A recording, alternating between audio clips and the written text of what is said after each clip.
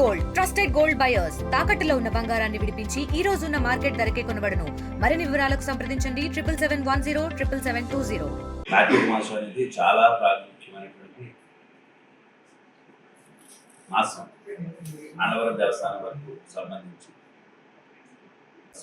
కార్తీక శుద్ధ పాఠశాల మనకి కార్తీక మాసం ప్రారంభం. కార్తీక శుద్ధ షష్ఠి అంటే సోమవారం వచ్చింది, మొదటి సోమవారం. ముఖ్యమైన పర్వదినాల్లో కార్తీక సోమవారం చాలా ముఖ్యమైనది. అది మొదటి కార్తీక సోమవారం కాబట్టి భక్తుల తాకిడి ఎక్కువగా ఉంటుంది. అదేవిధంగా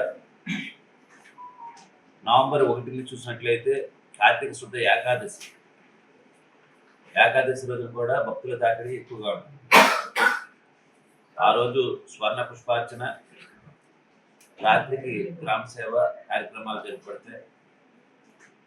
ఇంకా 2వ తేదీ నవంబర్ ఆదివారం వచ్చింది. ఆదివారం కూడా చాలా విశిష్టమైనటువంటి దినం కాబట్టి కార్తీక శుద్ధ ద్వాదశి. ఎందుకంటే మనకి కార్తీక శుద్ధ ద్వాదశి రోజు చాలా ముఖ్యమైనటువంటి పర్వదినం మన అన్నవరం దేవస్థానానికి సంబంధించి. ఎందుకంటే ఆ రోజు సత్యజ్యోతి, క్షీరాబ్ది ద్వాదశి, తెప్పోత్సవం ఈ 3 కార్యక్రమాలు కూడా జరుగుతాయి. తదుపరి 5వ తేదీ మనకి కార్తీక శుద్ధ పౌర్ణమి. అదే రోజు 3 కార్యక్రమాలు ఉన్నాయి. చాలా మోస్ట్ ఇంపార్టెంట్ అనమాట. అన్నిటికంటే ముఖ్యమైనది 5వ తేదీ. ఆ రోజు 3 ప్రోగ్రామ్స్ ఉన్నాయండి మనకి. 1 గిరి ప్రదక్షిణ, 2 పంపాహారతులు, 3 జ్వాలాతోరణం.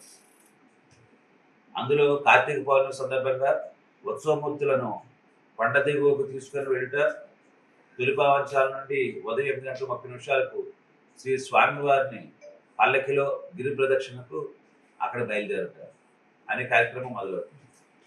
అది మొదటి కార్యక్రమం. 2వ కార్యక్రమం మధ్యాహ్నం 2 గంటలకు కొండ దిగువ తొలిపావంచాల వద్ద నుండి సత్యరథం గిరి ప్రదక్షిణకు బయలుదేరుతుంది. అది 2వ కార్యక్రమం.